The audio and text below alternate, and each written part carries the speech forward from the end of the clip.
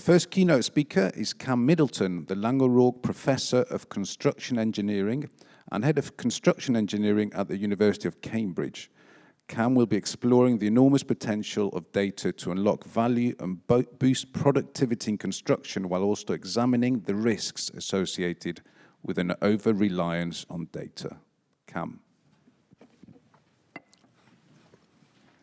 Thank you very much, Jose. Good morning. What I'm going to do today is explore this concept of data is king, or question it, and is it really a fair statement? And I apologise to the grammatical purists. The fact that data is a plural doesn't quite work with data are kings, so I think we'll go with the expression as it is.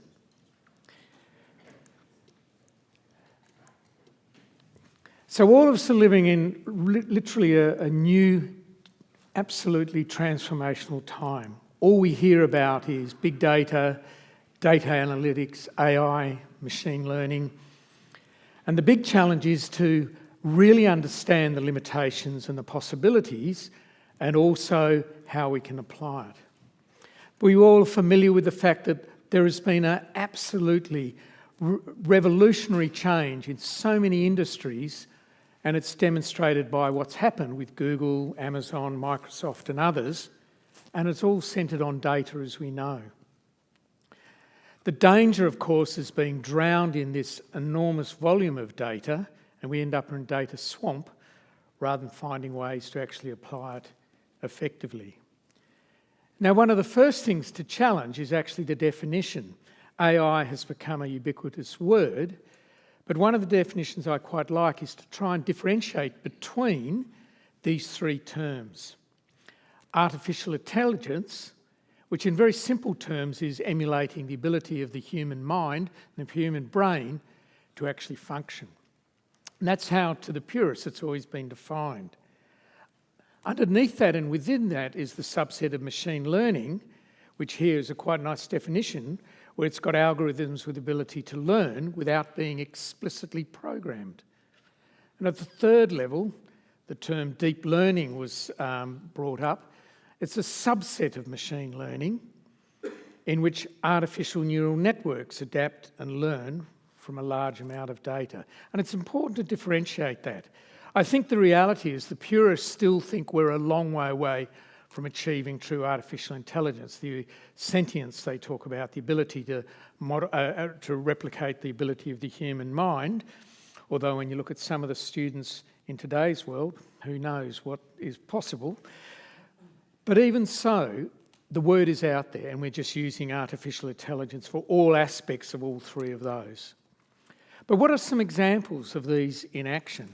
And this is somewhat dated now, but artificial intelligence at the top level, things like IBM's Deep Blue, the chess program that was able to defeat the world champion. There are other examples of that, and that's changing all the time. Machine learning, you'll have heard of IBM's Watson. Some years ago, that was at the forefront of the initial developments in machine learning. And similarly with deep learning, AlphaGo is another interesting one where it was able to actually play the Chinese game Go successfully. I've always been a real sceptic of a lot of this because I thought we were so far away from achieving true artificial intelligence capability. But I must admit that just in the last year or so, and in fact in the last few months, it's really caused many of us, and I'm sure you're amongst us, to question that. What is possible? It's changing so quickly now, and that's evidenced by, for example, the development of DeepSeek. After all the years and the billions of dollars spent on developing ChatGPT when it was first announced, look how quickly it's changing. So all I can say never, watch this space. The future's both an enormously uncertain, but also an enormous opportunity. And the challenge for all of us is to identify where those opportunities are and cut through the hype and all the fluff that's out there where everything's got AI beyond it. We see all the applications in things like medical diagnosis and how incredibly successful it is. And there are so many cases now where artificial intelligence is being able to collate massive data sets and bring it together. So that's the real challenge for our industry. But you need to be careful. I'll give a few examples, I'm sure many of you have tried it, of the use of AI. I typed in, show me the image of the future of construction. And that's what came up. I quite like that. It's very green. They've just put plants all over a normal conventional concrete frame building. And they've got a lot of robots wandering around. Well, that's one version of the future, and you get many others. But let's try other examples. I typed in a question: what action should the construction industry take to improve profitability? Well, it's interesting to see what comes back in a few seconds. And this was using Copilot, Microsoft's Copilot.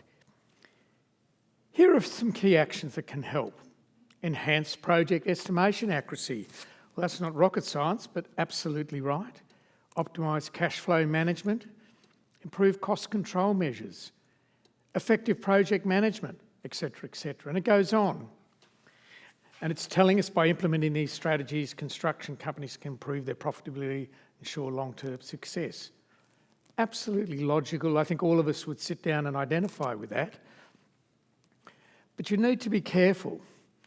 And I'll give you a couple of examples that made me sit up and balk. A colleague of mine had a bit of fun and he typed into the ChatGPT, review Professor Campbell Middleton's work on upper and lower bound plastic analysis slabs, the area that I've spent much of my career on.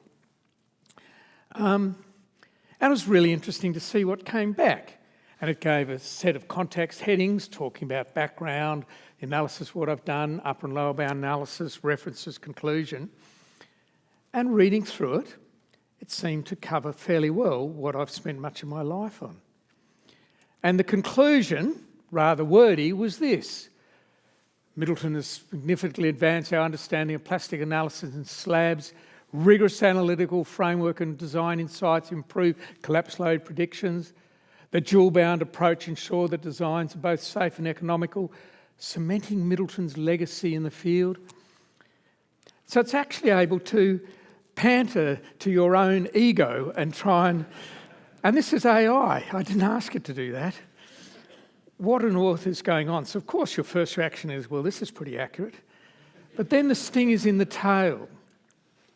And it listed the references, the contributions to plastic analysis, with 4 key references. And I see Steve Denton, who's familiar with all this, will recognise all these.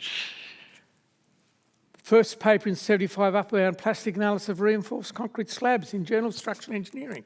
I'm extremely proud of that paper because in 1975, I was at school. I couldn't spell plastic analysis. And so on. All 4 of those are completely fictitious. This colleague of mine, Mr. J. Smith, who I'm looking forward to meet, wrote an important... But I knew that instantly. But if you'd read that, who would know? So it's just a warning sound. I consider it very much like finite element analysis. You really need to know the answer before you start, and the analysis is just to check it. So that's the warning. People talk about trust and verify. I don't think this is trust and verify. I'd say use and verify. So that's that one. And I've got another fun one, which my son sent me, who's working in it, which I particularly like. He typed in the following to ChatGPT: solve a puzzle for me. And ChatGPT, in its friendly manner, comes back, sure, I'd love to help. What kind of puzzle would you like me to solve? Okay, so let's give it a challenging one. A man and a goat are on one side of the river. They have a boat. How can they go across? The classic challenging intellectual question. What a clever answer. The man takes the goat across the river first, leaving the boat on the original side. Then the man returns alone with the boat. He leaves the goat on the other side and takes the boat back to the original side. Finally, he takes the cabbage across the river. Be warned, if nothing else. Having said that, the potential is enormous. The power, when used carefully and verified, is extraordinary. And the challenge for our community is to get together and work out where those opportunities are. Right, A lot of that came from discussion we had on A last night, and because we said in the briefing I'll talk about it, I'm going to throw that aside and challenge this push towards AI and go right back to the beginning. What I want to talk about now is construction, the actual construction and delivery of our built environment. And ask the question, what data is actually out there and how effectively we're using it? Now, I start off with this one. Many of you may have seen it. Ben Flivberg at the Said Business School in Oxford has written this book on how big things get done. And he's got a rather standout graph in it. And it's based on a database of 16,000 projects in 136 countries around the world. And he asks 3 questions. The first is, how many of those projects came in on cost or better? Less than 50%. Of all those projects, how many came in on cost and on program or better? Less than 10%. And then the final question was, how many of those projects came in on cost or better, on budget, on time or better, or delivered the benefits to which they were originally intended to deliver? Less than 1%. What an indictment of our industry. Now, this is focused on mega projects, but in fact, we all know that that's a reflection of what's happening in construction, and we can do better. And the challenge is, what information, what data, what do we need to do to address it? Now, Flivberg came up with what he calls the iron law of project management: over budget, over time, under benefits, over and over again. And that's the perception with the politicians, with clients, and many in the world. And it's a challenge for us to change. And what he proposes is, as a key factor in addressing this, is let's start off with what he calls reference class forecasting, RCF, which I interpret as a posh academic term for benchmarking, something you're all familiar with. And I very much agree with it. And we're going to come and look at how that might apply. So how do we address this problem in our industry? Well, many people refer back to the many reports in the construction sector going back to Latham in '94, constructing the team, outlined many answers to the problems faced in the industry. And we've gone on and done more and more of them from Egan. And if you look through that over the last, up until 2018, all these reports, Wolstenholme, Never Waste a Good Crisis, Hansford's report, Mark Farmer, the industrial strategy, telling what all of you already know, the common sense approach to construction. But it goes on. We write more reports, Procure for Value, the Value Toolkit, Construction Playbook, etc., etc. When are we actually going to do something rather than write reports about it? If you can put all of those together, they're all telling us basically the same thing. And everyone in this room knows the things we need to do. So what we decided to do in the research group I lead, let's go out and look at some of these actual issues and look at what's out there, what's happening, and the data available to inform decisions.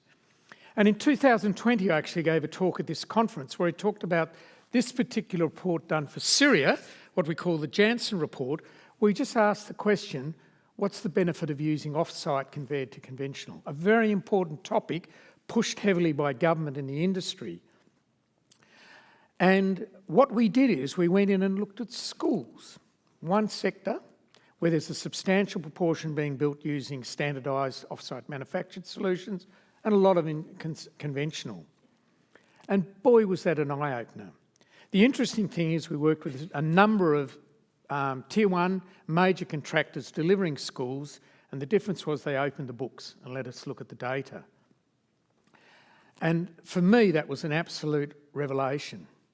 Because I think to summarise it, what we found is most of them had some idea of key parameters: cost, program, time, quality. None of them had comprehensive data on all of these, or data that was available at call. And more worryingly, there was no consistent method of measurement between any of the contractors. Even within their own company, there were differences. We have no standardised method of really understanding performance and outcome. So what we set off to do, and I had presented previously, was a simple approach, a framework for performance and productivity measurement. And we start at the top level of direct outcomes. Not surprisingly, you've got the 5 things we often talk about: cost, quality, time, labour, health and safety.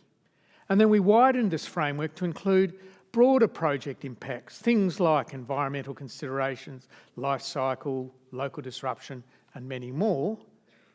But then you need to widen it and think of the impact on society, social value, something that we have difficulty quantifying, and looked at a framework of how that could influence the outcomes. And we need to look at that as a total. But to start off with what data was available, we picked 3 key areas: cost, time, and labour efficiency to look at. And what I'm going to present to you now is what we've been doing in the last 6 years, or what we found by measuring these parameters in a consistent manner in the construction sector. Now, it's been applied mainly to buildings, large multi-storey buildings in London in particular, but it equally applies to any sector. It certainly could apply to bridges or water industry or whatever. It's the consistency is the key point.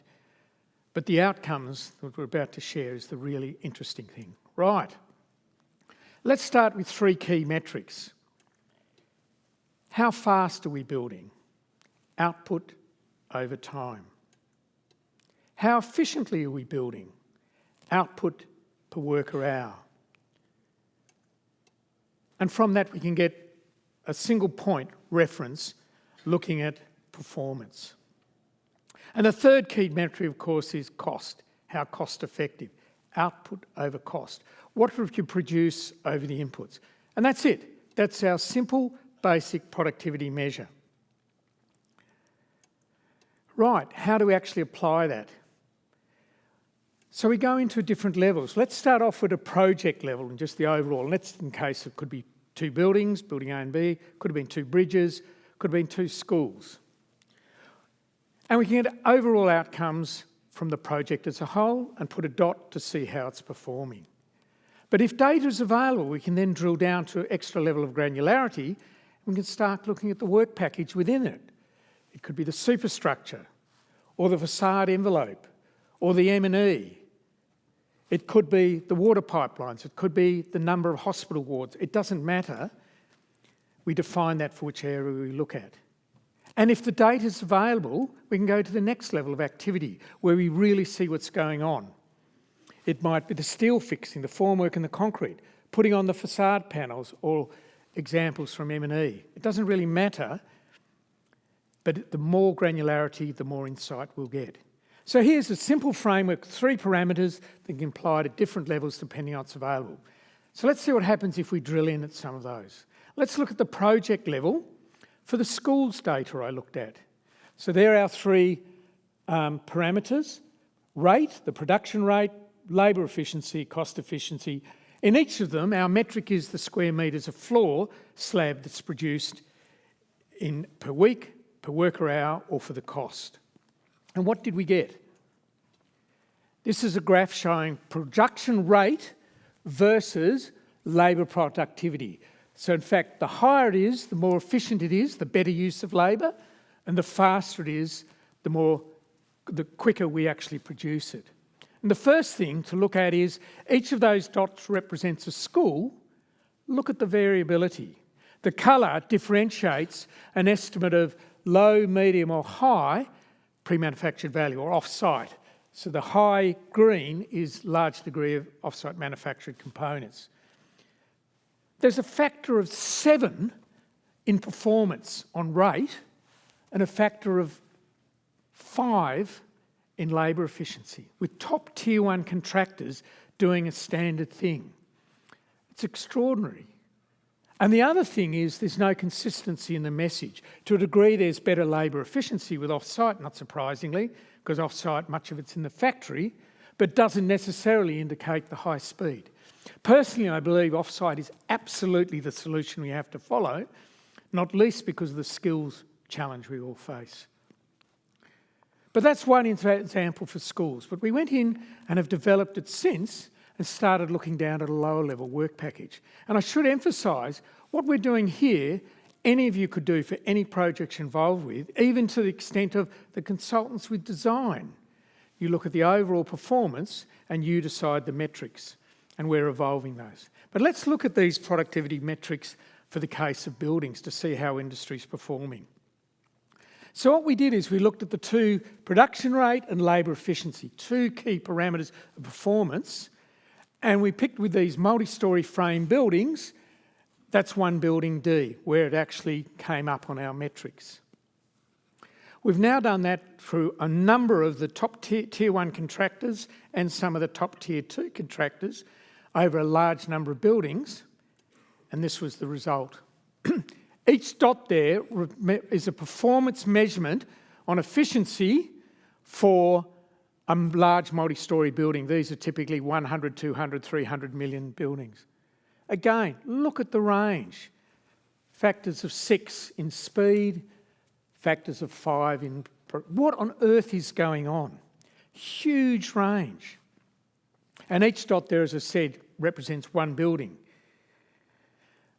And here we can get benchmarks. So here's a benchmark of the median production rate and the median labour efficiency. So I've got a starting point. We're beginning to see what's possible, what's the average, and then we need to drill down and understand why are some performing better, and that's the challenge. But we went one level further and we took each of these buildings and we looked at them efficiency floor by floor in building a multi-storey building. What an eye-opener that was. So here's building D, where each of those dots represents one level.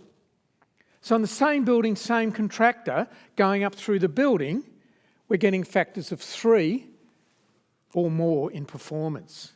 And it's not, as you might guess, starting off learning first inefficiently, and as you go up the building, it gets better and better. It absolutely doesn't do that. We've consistently found a S-curve where it starts off slow, gets better, and then it gets worse again. So these middle ones are the last floors, and the top ones are in the middle. We need to get to understand why these things are happening. And you put that together from all the buildings, and that's the range of variability of all of those buildings with all the different floors. Huge variability. And again, we can put our benchmarks in. Now, the really interesting thing with that is we're presenting this data, and we just started on looking at evaluating a new couple of £100 million building in London with one of the best property developers as the client and a really good tier 1 contractor. And the client just looked at the numbers of what had been tendered for the delivery of this project, and he did a quick calculation on what the tendered production rate and labour efficiency would need to be to deliver the project. It came in there. I think that's one of those eureka moments of suddenly they realise they haven't got a hope in hell of ever getting there. They're behind the 8 before with the start. But no one had the benchmarks or the insight to see what they were able to deliver. So this has been really transformative. So that's the first part, build up the data. And we're now trying to do that across the board and widen this particular database and also start to deliver the same sort of data for bridges, my passion, and other areas of infrastructure and build up a consensus. But the other thing we found is the importance of how you present the data. Now, again, we went in and looked at what the contractors do to follow progress on the construction. And you're all familiar with Gantt charts and activity curves, these sort of common metrics used for performance. So they were all there. This is a typical Gantt chart for that particular building there, following through all the activities with the time frame listed. And of course, if you look at the whole structure, you get these complex charts. And what happens, you start building, normally on day 1, the Gantt chart's wrong because it doesn't actually present what you're going to follow. So after time, they go and do a new one, they shift it all, and they spend the rest of the project trying to keep up to date retrospectively with a Gantt chart which no one actually can use. So we're suggesting that things could be done better. But it's not just the Gantt chart for the program manager. You've got to challenge what's actually presented to the senior management in charge of these projects. And what typically done, which I hadn't been aware of, was so-called activity counts. So this is time versus activity count, And the blue dot represents that on that particular week, they were meant to do 5 activities. And this is just straight derived from the Gantt chart.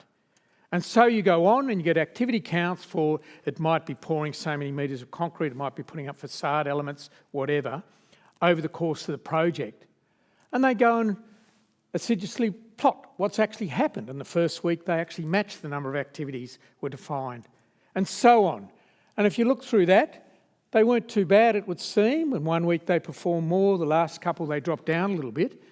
So cumulatively, that green plot shows what was planned in the way of activities, and the red shows what was actually achieved. You can see it drop down a little bit at the end.